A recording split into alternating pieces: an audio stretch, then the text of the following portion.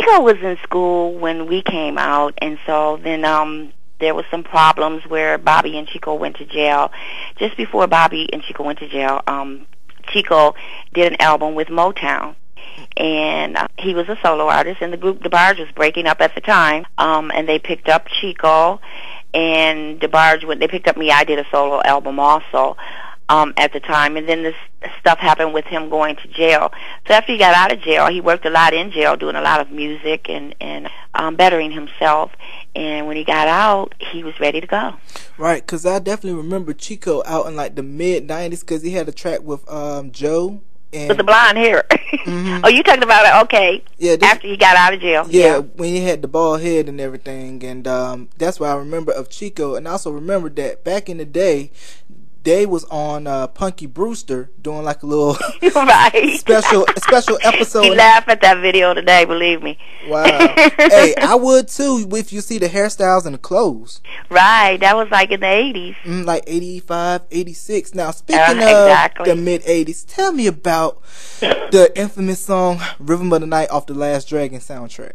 It was a song, well, I don't know if you remember the song All Night Long by Lionel Richie. Mm-hmm. Okay, it was a song that Motown wanted to capitalize after that, and they were doing the movie called The Last Dragon. DeBarge was really big at the time, and they wanted to, videos weren't out then, so they wanted to, I wanted us to be in the movie. So actually we did a video when videos weren't out then to actually be in that movie, and that was a lot of fun. I mean, because it wasn't, there were no other videos out at the time, and even though it was in the movie, we did it like a video. Right, of course, I remember the video, and that song. And I was pregnant in that video. Ooh, because I noticed in the video they always got close-up shots of Elle and like faraway shots of everybody else. Say what? I noticed in the video they had gotten like a lot of close-ups on Elle and kind of like medium to wide shots of everybody else in the group. Right. And that's when they were starting to focus on taking Elle out of the group and making him a solo artist. That's when all that had started happening. Right, and that song got mentioned on, I believe, I Love the 80s on VH1. And also you can see on that, actually that album, there's like real big picture of Elle on the side, and then there's 4 little pictures of us, in the corner or something.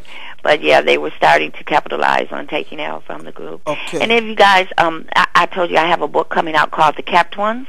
That's all in the book, talks about how, what happened with us in Motown and all that. So I want to tell the fans that they could go to my website, which is thekeptones.com, and go on the journey with me there about the book, because everybody wants to know what happened to the family DeBarge and all that. So I kind of like tell them through my eyes. We go through our childhood and also through the Motown days and up to today, what's going on. Okay, now it was around that time that DeBarge was kind of like fizzling, and of course Elle was doing his solo thing with Who's Johnny from Short Circuit, and then he did The Secret Garden with Quincy Jones, Barry White, I'll Be Sure, and James Ingram. Now it was like a dark period for you after DeBarge split. Yes, it was. That was a very hard time for the family. My brother Bobby got sick with AIDS. We lost my brother Bobby. Elle had left the group. We were just all over. As the close-knit family we were no longer that close-knit family. We were all arguing between one another. Drugs came in the scene more, because it was always drugs going on before then. Mm-hmm. Yeah, that was a very hard time. And it was also around that time, too, that I believe your brother James was married to Janet. No, that happened earlier. That happened like in the August Love album. Okay, because they had gotten a lot of press about that, about James and Janet, because they said that they eloped. Right, they eloped here in Grand Rapids. DeBarge split, Elle is doing solo, and then you're off in your dark period. Like, what was it like going through all of that hell? And then for you, when was the moment that you decided, hey, I need to go ahead and get right and get back in touch with the Lord? Oh my God. What was it like going through the hell? Okay, there was a time when when the group broke up, all we had was one another.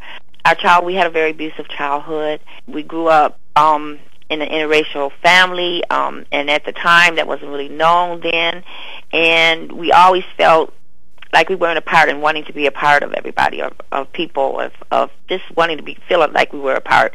And then we got with Motown, and Al left the group, and we just all scattered apart, and it was just very hard for us doing without one another.